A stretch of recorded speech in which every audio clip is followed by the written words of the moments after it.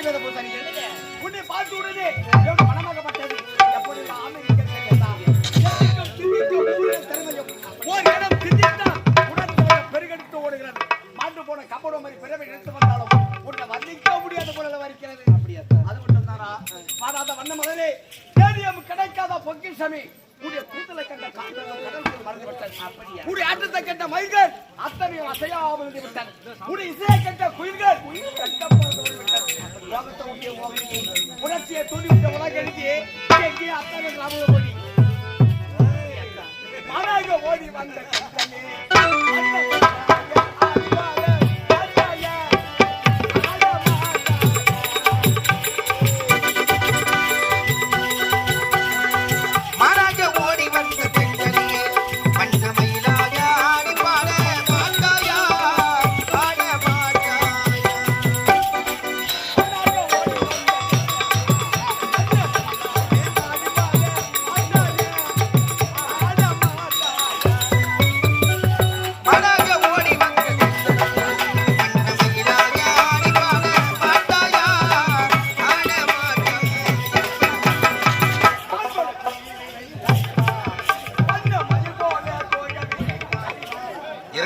அமைதியா இருக்கிற ஒரு எங்க ஊரு இதுல யாரா பின்னாடி இங்க களை வெட்டுறாங்கன்னு பார்த்தேன். நீ என்னடா இது யாரா இது என்னடா இது 3 நாள் நல்லா வந்துட்டு என்னடா பிரச்சனை பார்த்தேன்.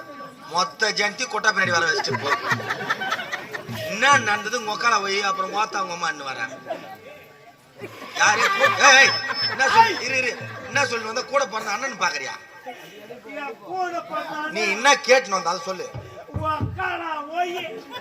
டேய் மொத்தா நான் கூட பிறந்த அண்ணன் பாக்குறேன். அதான் ஒக்கால போய் கூட பிறந்த அண்ணன் தான் ஒக்கால போயின்னு கேக்குறதான்.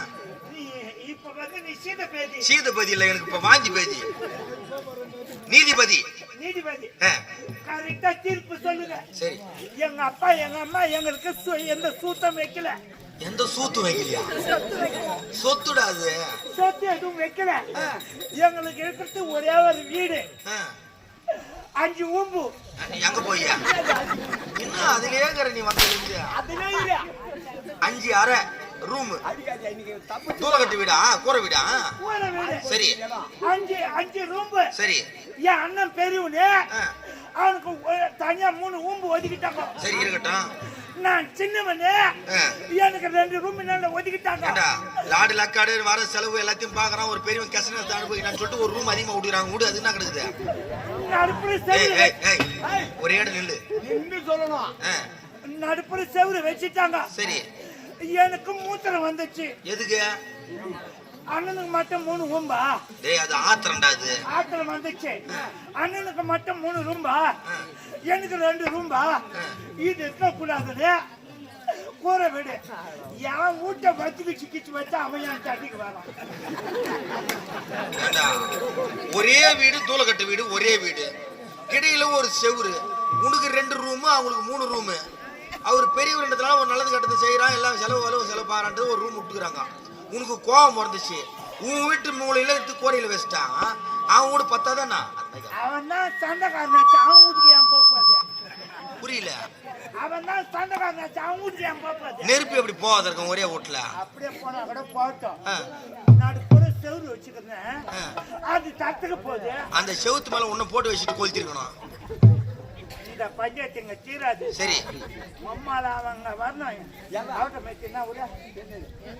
ஆச்சனூர் ஆச்சனூர் அம்மால ஒயின் சாப்பாடை வச்சுக்கிறேன். அதே கூடுற பஸ் எல்லாம் நினைப்போம்.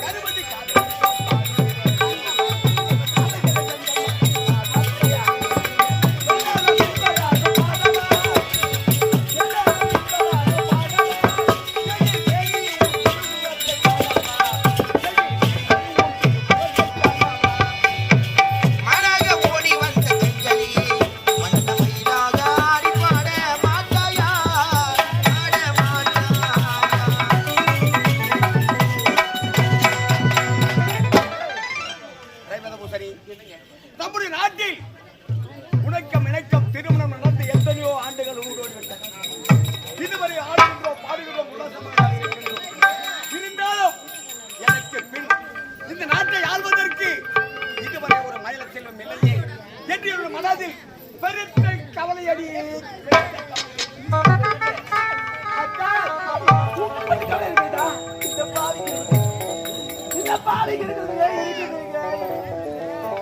இந்த நாட்டு மக்கள் எப்படின்னா பேசுறது பார்த்து இந்த நாட்டு மக்கள்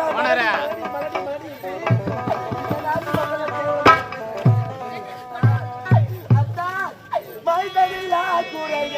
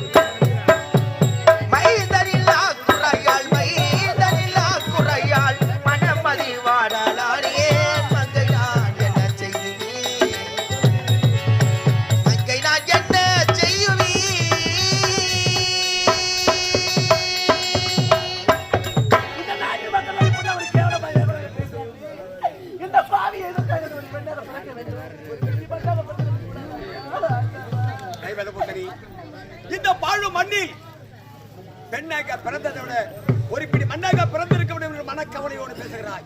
வீதியிலே செல்லும் போது பின்புறத்தில் என்று உன்னை மலடி என்று கேவலமாக பேசுகிறார்கள். உனக்கு மிடக்கம் திருமணம் நடந்து எத்தனை ஆண்டுகள் ஊடு ஓடிவிட்டது. இதுவரையோ இந்த பாவிக்கு இந்த நாட்டில் ஆளுநருக்கு ஒரு மயிலச்சலம் இல்லையே. எத்தனையோ தானங்கள் செய்தேன், எத்தனை கோவில் கட்டினேன், எத்தனை கொலைகளை வெட்டினேன், எத்தனை தானங்கள் செய்தேன். அப்படி செய்தும் எனக்கு இந்த மயிலச்சலம் பிறக்கவில்லை. ஆனால் எத்தனையோ தானம் செய்து விட்டோம். இருந்தாலும் இன்னும் ஒரே ஒரு தானம் செய்யவில்லையே. அந்த தானத்தை செய்து முடித்து விட்டேன். அப்படி செய்து முடித்தோம். இந்த பாவிக்கு இந்த நாட்டை ஆளுவதற்கு ஒரு பிள்ளை இல்லாத குறையால் என்ன என்ன தெரிகிறதா? இப்போது அன்னதானம் செய்ய வேண்டும், அன்னக்கூடி ஏற்ற வேண்டும். வருகின்ற போகிற மக்கள் அத்தனை பேர் உணவருந்த வேண்டும். அவங்க மனம் குளிர்ந்து அப்போவாதிகளும் எனக்கு ஒரு பிள்ளைகள் பிறந்த பேர் பார்க்கலாமே.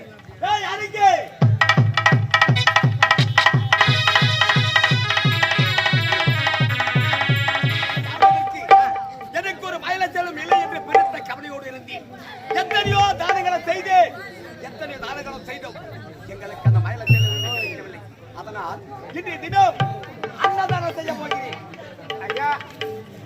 நாட்டு மக்கள் எல்லாம் சொல்றாங்க, என்ன பேரரசர் மன்னர் உங்களை செல்வாக்கு பொன் போல இருக்குதுன்னு.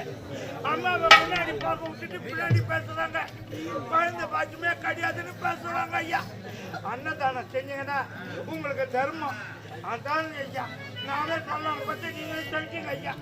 அன்னப்படி ஏற்கிறேன் பார்த்தாயா எத்தனை ஆலைகளை கட்டி இருக்கின்றேன், எத்தனை கொலைகளை வெற்றி இருக்கின்றேன், எத்தனையோ தானங்கள் செய்து கோயில கட்டிக்கிறீங்க, எவ்வளவு தர்மம் செஞ்சுக்கிறீங்க.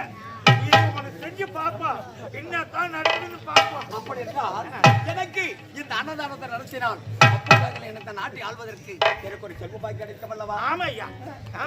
இப்போதே அன்ன கொடி ஏற்றி உடனே உனக்கு அடங்காது உனக்கு. புறப்படு, புறப்படு. அன்ன கொடி